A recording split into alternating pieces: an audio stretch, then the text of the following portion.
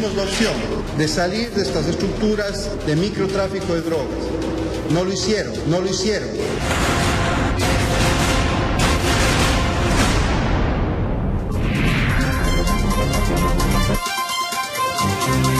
Amigos televidentes, en nuestros estudios el señor ministro del Interior, doctor José Serrano, con quien vamos a conversar la problemática que estamos al día, que está en el momento, que el ministro la encara y la enfrenta directamente, conjuntamente, lógicamente, con la Policía Nacional, y que pone de manifiesto la preocupación de parte del gobierno y de su ministerio en este asunto de las drogas. Señor ministro, bienvenido, buenos días. Muchas gracias. Gracias Hugo. Por visitarnos. No, muchas gracias por la invitación, Hugo. Sí. ¿Cómo está el trabajo de...?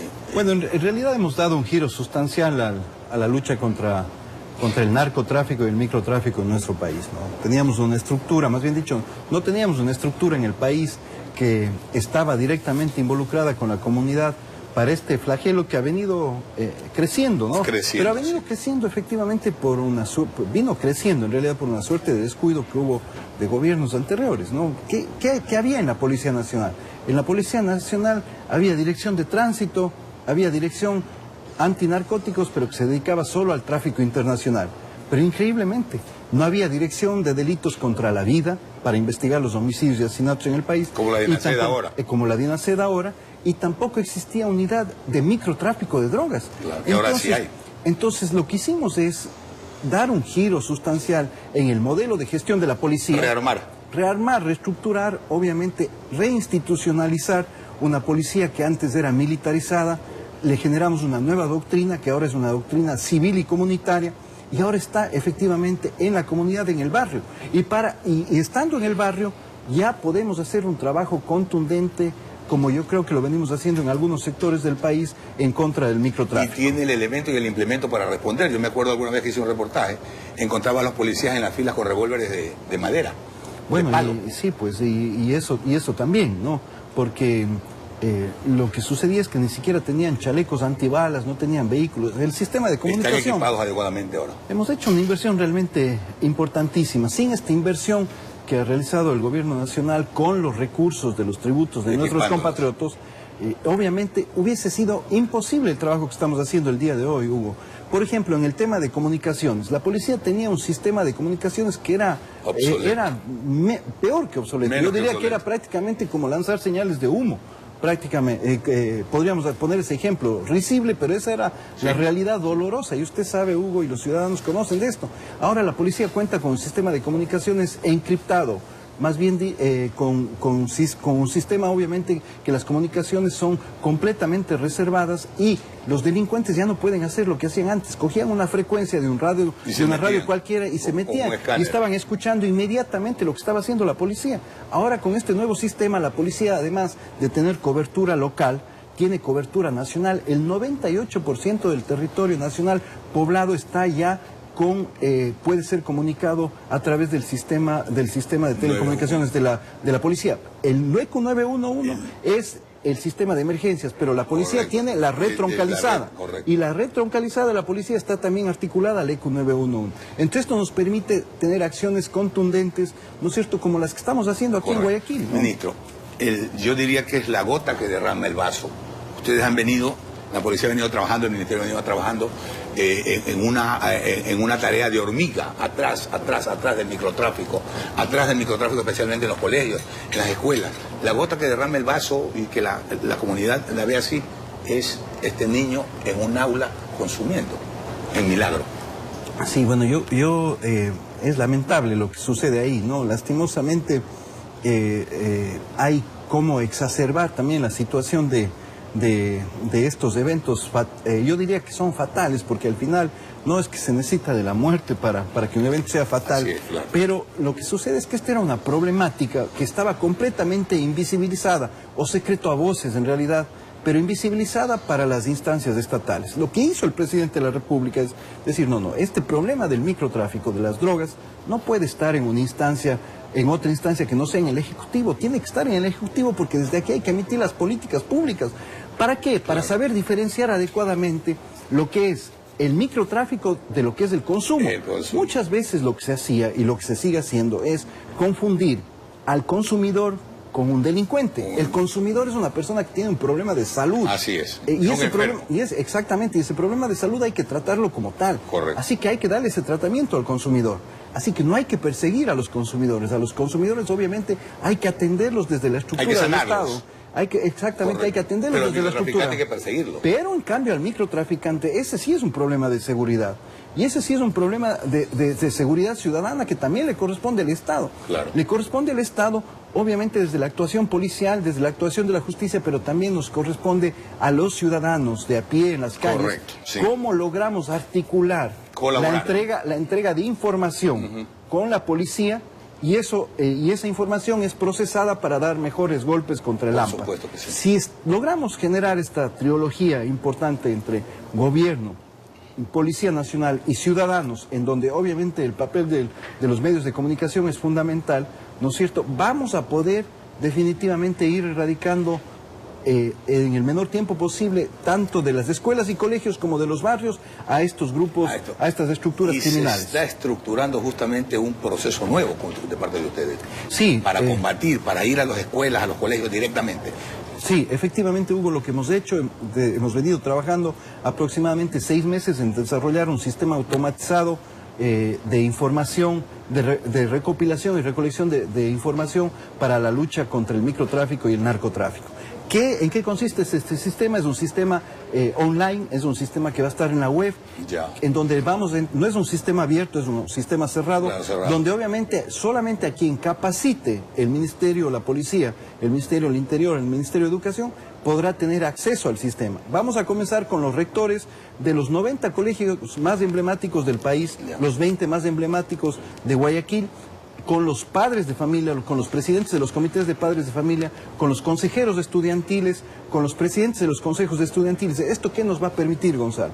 Al igual que en el plan de recompensas, que a propósito yo siempre debo reconocer,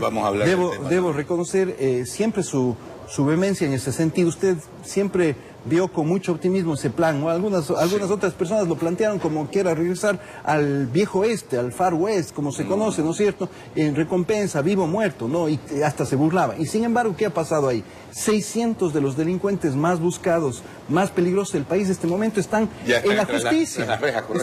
Le rindieron cuentas a la justicia con sentencias que antes hubiese sido imposible buscarlas. El resultado se ve, el trabajo. Está ahí, claro, justamente, Hugo, y lo fundamental ahora es hacer exactamente lo mismo con el microtráfico. Entonces, nunca hemos tenido un problema con alguna de las personas que nos entregó información para el plan de los más buscados. Totalmente reservado.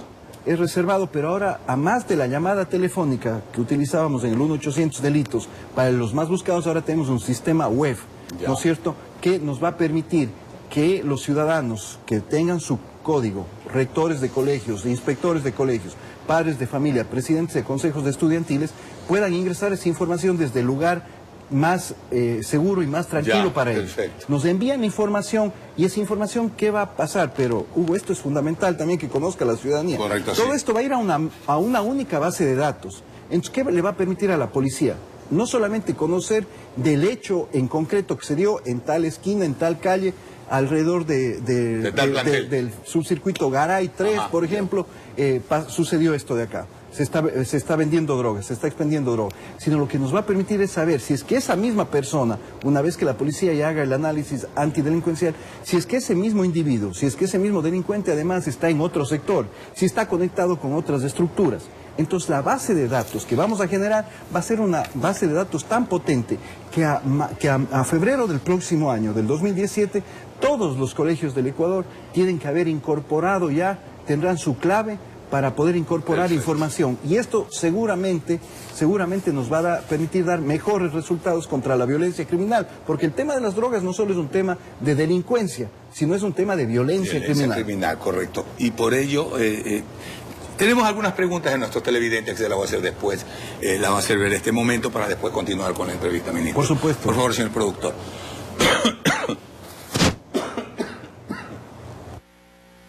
Me gustaría preguntarle cuáles son las medidas que van a tomar para frenar mucho más delincuencia que hay.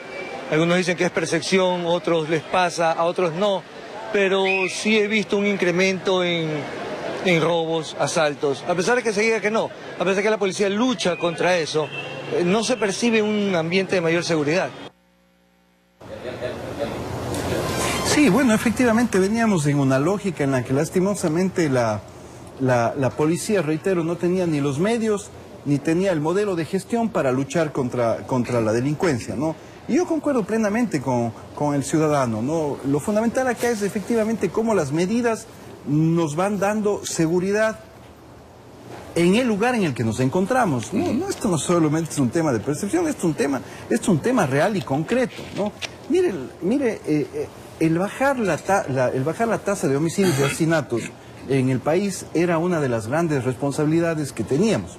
Era una de las grandes responsabilidades históricas que teníamos. El Ecuador dejó de tener tasa de un solo dígito en homicidios y asesinatos en el año de 1984. 1984, hace más de 30 años, ¿no? Perdimos la perspectiva de lo que era la seguridad ciudadana y obviamente le dejamos a la policía de lado, una policía que nunca más fue debidamente estructurada en cuanto a logística, en cuanto a capacitación. ¿Y esto qué conllevó? Obviamente que la tasa de homicidios y asesinatos llegue a hasta 20 casos por 100.000 habitantes. ¿Qué quiere decir esto? Que nosotros teníamos prácticamente 6 muertes diarias, Hugo, en el país. 6 muertes diarias en todo el territorio nacional. Obviamente estábamos yendo hacia una situación realmente caótica en cuanto a la convivencia social pacífica. Ya no solamente era un tema de inseguridad, era un tema de convivencia social pacífica, ¿no? Porque estructuras criminales se estaban apoderando del territorio. Estructuras criminales estaban directamente ya generando instancias de poder sobre grupos sociales, sobre sectores de nuestro país. Tomando el mando, digamos. ¿Qué es lo que ha pasado? El día de hoy tenemos una tasa de 6 casos por 100.000 habitantes. Hemos reducido justamente esa tasa de 20 casos a 2 casos por 100.000 habitantes. ¿Eso qué nos permite? Eso ya nos permite hablar de una ciudad de Quito, de Ambato, de Cuenca, entre las ciudades entre las 6 ciudades más seguras de Latinoamérica. ¿Y las más conflictivas? Y las más conflictivas están, de las 50 ciudades más violentas que existen en el mundo, 48 están en América. 48 están en América, incluidas ciudades de Estados Unidos. Claro. Pero de esas 50 ciudades, ni de lejos se acerca una de las ciudades ecuatorianas. Las tasas de esas 50 ciudades van hasta 23 casos por 100.000 habitantes, y llegan, ese es el mínimo, y llegan hasta 180 casos por 100.000 habitantes. Las ciudades de Ecuador, Quito tiene una tasa de 2.8 casos, Cuenca tiene una tasa de 2.4, Ambato tiene una tasa de 1.9 casos por 100.000 habitantes, pero aquí viene un dato fundamental. Guayaquil, que era uno de los puertos más peligrosos de Latinoamérica, estaba entre los 3 puertos más peligrosos de Latinoamérica, llegó a tener tasas de 37 casos por 100.000 habitantes. Este momento estamos con una tasa de 4.8 casos por 100.000 habitantes en homicidios y asesinatos, y nuestra meta para este año, gran objetivo, es llegar a 6.6 casos. Que Guayaquil comience a recuperar esa paz y tranquilidad, y efectivamente yo concuerdo con el ciudadano. Hay otros delitos como este tema de los robos, el arranche, el robo a locales comerciales, que también comienzan a disminuir ya en sectores tan importantes en Guayaquil, como por ejemplo en el distrito 9 de octubre, en el distrito Modelo. Comenzamos a ver reducciones también significativas en Pascuales, en Nueva Prosperina. Así que el tema fundamental es que no podemos despreocuparnos de ningún territorio. Correcto. En Guayaquil no podemos tener territorios clase A, clase B, clase C y de última clase. Sí. Aquí hay que tener una sola categoría, y la policía está operando para la ciudad, para el país, y esto nos está permitiendo dar resultados. Yo sinceramente aspiro a que en los próximos meses los ciudadanos, y ojalá podamos encontrarnos algún momento con el ciudadano que justamente tenía la inquietud de este momento y una preocupación que es muy validera, y él nos pueda decir, sí, sabe que efectivamente en este sector en el cual yo trabajo, en el cual yo vivo, efectivamente estoy viendo una reducción significativa, ¿no? Ministro, anoche la policía hizo un trabajo como que nos acostumbra a ver permanentemente. Trabajo profesional, trabajo técnico, trabajo policial, que trata justamente de evitar el microtráfico, que es el enemigo número 1 en este momento. Nosotros tenemos un video en el que se ve cómo la gente ataca, vándalos atacan a nuestros policías, y a los colegas comunicadores y a compañeros incluso del propio canal, a los que le destrozaron vidrios de carro, le tiraron piedra y todo. Lo voy a invitar a ver el video para ver después qué vamos a hacer ahí, o qué va a hacer la policía, usted como ministro, en ese sector que parece que es sector, ahí sí clase A, pero para que nadie entre, para ellos poder hacer lo que les da la gana. Veamos el video.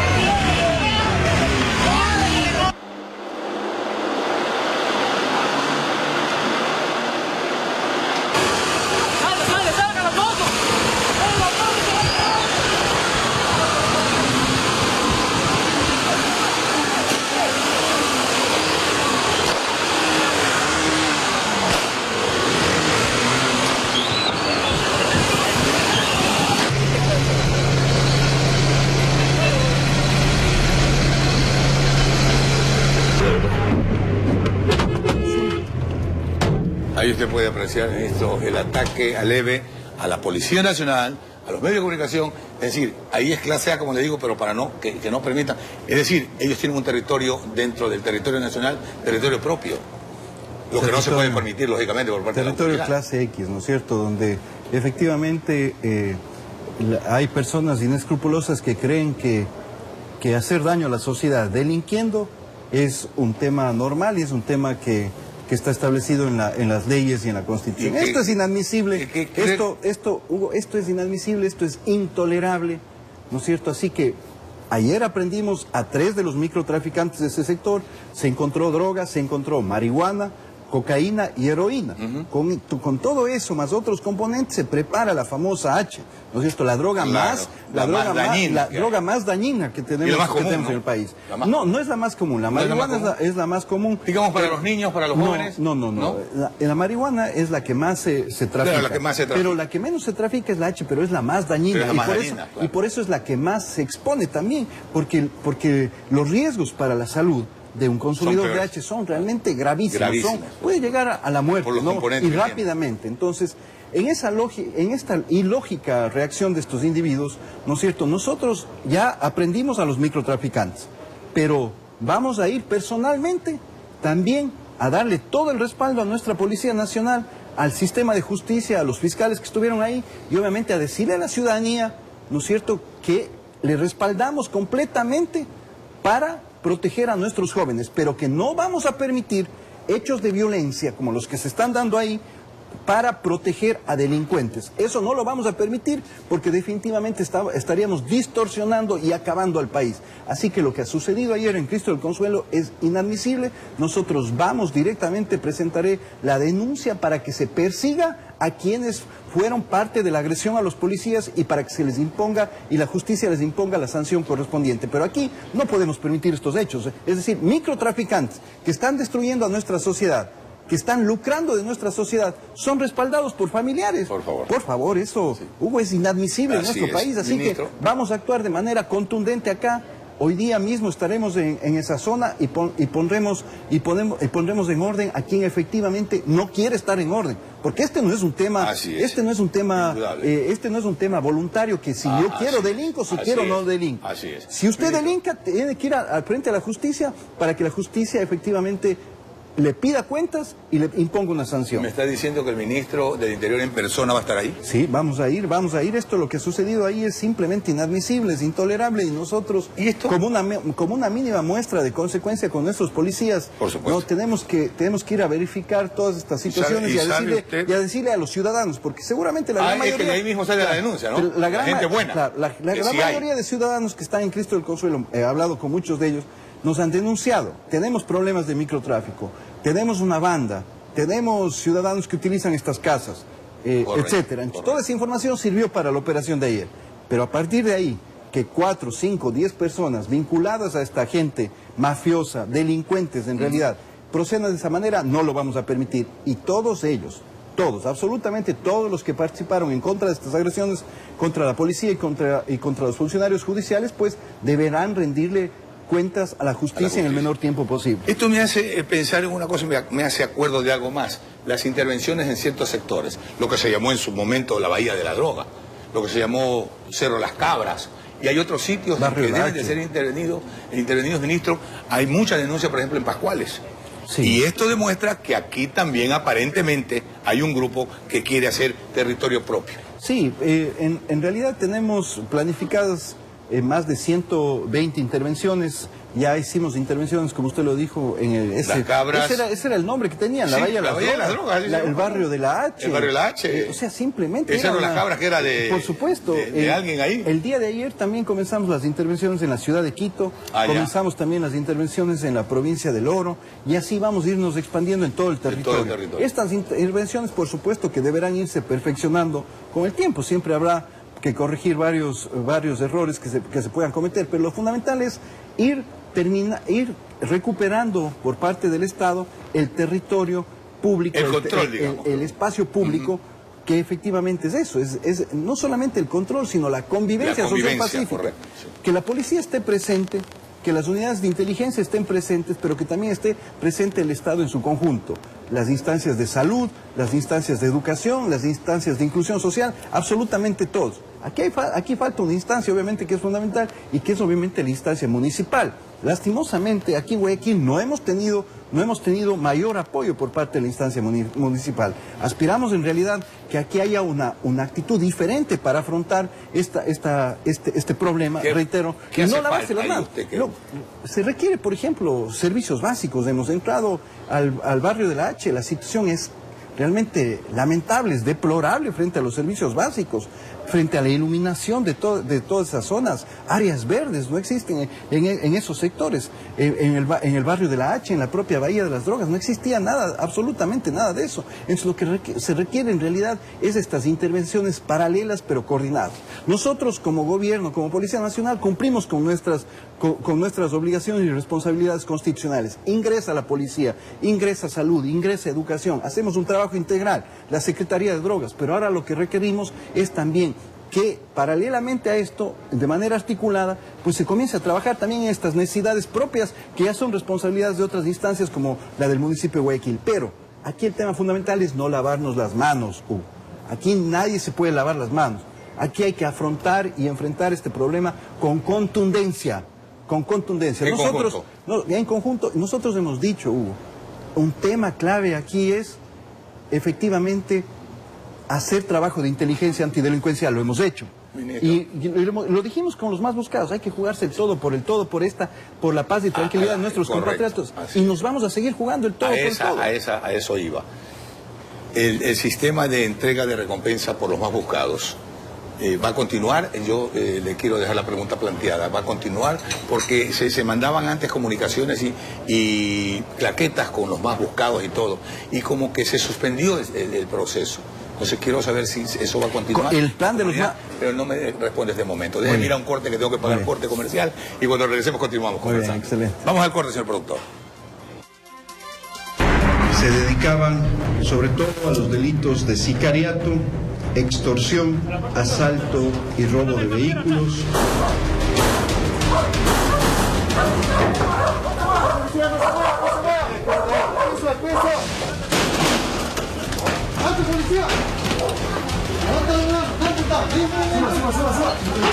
Les dimos la opción de salir de estas estructuras de microtráfico de drogas. No lo hicieron.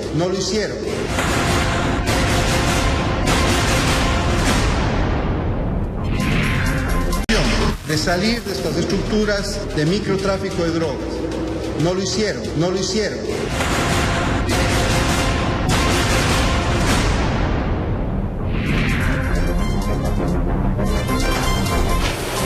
Bueno, de regreso con el señor ministro del Interior, el doctor José Serrano. Doctor, le preguntaba justamente, el sistema de recompensa para el sistema de búsqueda de los más buscados? ¿Va a continuar? ¿Se ha suspendido? No, ¿O eso está en proceso? Eso continúa. En realidad no hemos detenido el sistema. Lo que sucede es que ya las personas los individuos que son subidos al sistema como más buscados, ya no tienen la misma peligrosidad, podríamos decir, que esos primeros 300, 350, ¿no es cierto? Entonces ya la connotación también es diferente. De todas maneras, seguimos con un plan de recompensas a nivel nacional, de más buscados a nivel nacional, un plan de recompensas a nivel provincial. No, claro, sí, pero la peligrosidad es inferior ya. No, más que la peligrosidad es inferior, ya las personas, ya no es el mismo número de personas. Ah, correcto. ¿No es cierto? Sí. Entonces, eso implica que efectivamente el plan de recompensas ha dado su resultado. Por eso es que el plan de recompensas lo hemos montado, por ejemplo, en otros programas como el de desaparecidos, como en el de microtráfico. Y dentro de esa perspectiva, pues, nos va dando resultados significativamente importantes en la medida en que, por ejemplo, en el tema del microtráfico, el plan de recompensas está funcionando muy bien. En el tema de Cristo de Consuelo de ayer, recibimos información, recibimos información, y esa información es la que permitió que la policía a través de sus unidades pueda operar, ¿no? Yo creo que la comunidad quiere oír de la boca del propio ministro. ¿Qué tan seguro es que Juanito denuncie a Pepito o a Julito, que está por acá, y que está vendiendo droga? ¿Qué tan seguro es? Porque la gente tiene miedo. Dice, no, y si le dicen a él que yo fui... Completamente seguro. Tenemos todo un protocolo de protección a través ya sea del 1-800 delitos. Cuando hay una llamada, se cumple un protocolo, se protege a la persona, total seguridad, se protege la información, y solamente a la unidad que va a operar solo llega la información. Nunca llega quien entregó la información. Y obviamente incluso lo que hacemos es, como obviamente estos recursos son pagados a través de recursos especiales, una vez que se presenta a la Contraloría esos documentos inmediatamente son destruidos. Entonces, entonces lo que sucede ahí es que protegemos completamente las fuentes de la policía con el sistema web. Porque los ciudadanos que ingresen van a poder entrar con una clave, esa clave va a determinar un código, ese código va a ser verificado por la unidad especial que tiene que pasar pruebas de polígrafo, pruebas de confianza, es decir, es toda una estructura para que no exista ninguna posibilidad de vulnerabilidad del sistema ni de nuestros policías, y obviamente a partir de ahí se opera con la información. Entonces, ese sistema nos va a dar mucha más fortaleza también en cuanto a la información y más seguridad a los ciudadanos. No hemos tenido problemas hasta el día de hoy con ninguna fuente que nos ha entregado información, y obviamente eso nos da la perspectiva de que este plan debe seguir. Exactamente. Ministro, desaparecidos. Nosotros tenemos aquí un segmento que se llama Sin Rastro, y justamente tratando de colaborar para tratar a su vez de ubicar a personas que tienen desaparecido mucho tiempo. También recibíamos información de personas desaparecidas, y se hablaba incluso de una recompensa si alguien sabía. Se daba un número de teléfono y todo. Si alguien conoce, dele un número de teléfono o llame a este número para conocer que Juan fulano de tal ha desaparecido desde tal fecha hasta entonces no aparece, etcétera, etcétera. Esto está continuando, se está procesando. Sí, no nos olvidemos que antes se trataba el tema de las personas desaparecidas como un asunto administrativo, ¿no? Sí, era... Desapareció. Responsabilidad de la familia. Responsabilidad de la familia, ¿no? Era una aberración realmente. El presidente lo que hizo es generó toda una estructura. Incluso ahora tenemos reuniones cada 6 meses con los familiares de personas desaparecidas. Y obviamente la propia DINASED no solo se preocupa de delitos contra la vida, sino también de personas desaparecidas. Entonces cada familia, en primer lugar, siempre va a tener un agente que va a estar trabajando con ellos. Pero ocupado de su tema. Por supuesto, exclusivamente, y ese agente solamente por alguna causa de fuerza mayor puede ser cambiado. Antes lo que sucedía es que cada 2 meses, cada 3 meses se cambiaban de agentes, se cambiaban de fiscales, y esto generaba un caos y un dolor más y una angustia más profunda todavía, y nunca se llegaba a nada. Ahora justamente lo que hacemos es, a través de la DINASED, también hemos generado un plan de recompensas, ¿no es cierto?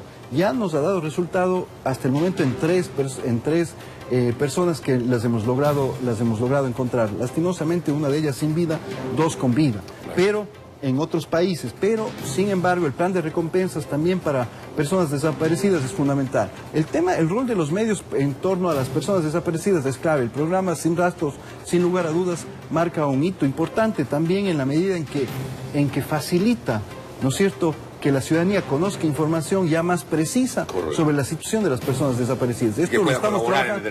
Sí, por eso es que tenemos toda una campaña también que no solo pasa por el tema policial, sino pasa ya por un tema institucional del Estado, ¿no es cierto? Aquí hay temas de tratamiento psicológico, aquí hay temas de apoyos laborales, de apoyos en vivienda, etcétera, de movilización, para que las familias que están con esta angustia de tener una persona desaparecida, ya sea por su propia voluntad o en contra de su voluntad, definitivamente en el menor tiempo puedan tener una respuesta por parte del Estado. Y eso, ¿no? nosotros podríamos obtener información, de hecho, de las personas que están desaparecidas para ir poco a poco tratándolas en nuestro segmento de los jueves. Tenemos poniéndolas al aire para que tenemos en la página web del Ministerio, tenemos toda la información de personas desaparecidas, incluso con los familiares hemos creado un sistema en el cual ellos pueden ir dando seguimiento de la investigación. Correcto. Y eso obviamente nos ha permitido que corrijamos errores en algunos casos que se cometen, sancionemos a funcionarios que también no están dando el servicio y no están prestando el servicio que deberían prestar en estas situaciones que son realmente urgentes, emergentes. Y eso obviamente nos va dando un giro. Quisiera solamente comentarle también, Hugo, que en esta lógica vamos a ver pues cómo se puede incorporar el municipio de Guayaquil en toda la lucha contra el microtráfico que estamos haciendo, ¿no? Le vamos a hacer llegar al alcalde de Guayaquil la información de las zonas que vamos interviniendo en Guayaquil y las que vamos a intervenir. Y bueno, aspiramos a que efectivamente haya una reacción positiva, ¿no es cierto? Porque el trabajo... Mejorar el entorno, sin lugar a dudas, mejorar el entorno, luz, servicios básicos, áreas verdes, canchas deportivas, que justamente muchos de los espacios que estamos interviniendo simplemente no los tienen. Y esta es una responsabilidad del municipio, así que vamos nosotros a seguir cumpliendo con nuestro trabajo, pero vamos a entregar esa información porque esperamos también tener una reacción positiva por parte de las instancias locales. Correcto. ¿No? Ministro, al agradecerle por la amabilidad de habernos visitado el día de hoy. Lo dejo con la conclusión para la comunidad, para la sociedad. ¿Qué recomienda o qué le dice usted a la comunidad, a la sociedad en esta lucha contra el microtráfico especialmente? Contra general la delincuencia, pero lo que nos tiene ahora enfocados directamente en el Hugo y ciudadanas y ciudadanas, la única forma en la cual podemos generar la convivencia social pacífica, sin lugar a dudas, es si es que articulamos entre policía, gobierno central, gobiernos locales y ciudadanos una acción única para luchar contra el microtráfico. Eso es lo único que nos va a llevar efectivamente a que terminemos con esta lacra social que es el microtráfico y el narcotráfico. Así que estamos dispuestos con la Policía Nacional a seguirnos jugando el todo por el todo para recuperar el territorio, para que nuestros compatriotas efectivamente alcancen la convivencia social pacífica y para que estas mafias le rindan cuentas lo más pronto posible a la justicia y a los ecuatorianos y ecuatorianas. Ministro, muchas gracias por visitarnos. Está la conclusión dicha por el ministro. Tenemos que formar una simbiosis general. Pueblo, comunidad, policía, o sea, autoridades en su conjunto, autoridades civiles, autoridades judiciales y todos, como comunidad, tenemos una obligación y tenemos una responsabilidad por nuestra familia, incluso por nuestros hijos, por nuestros conciudadanos, de colaborar con las autoridades para terminar con esta lacra. Gracias, ministro, por haber venido. Muchas gracias, Hugo. Rosalena, tú tienes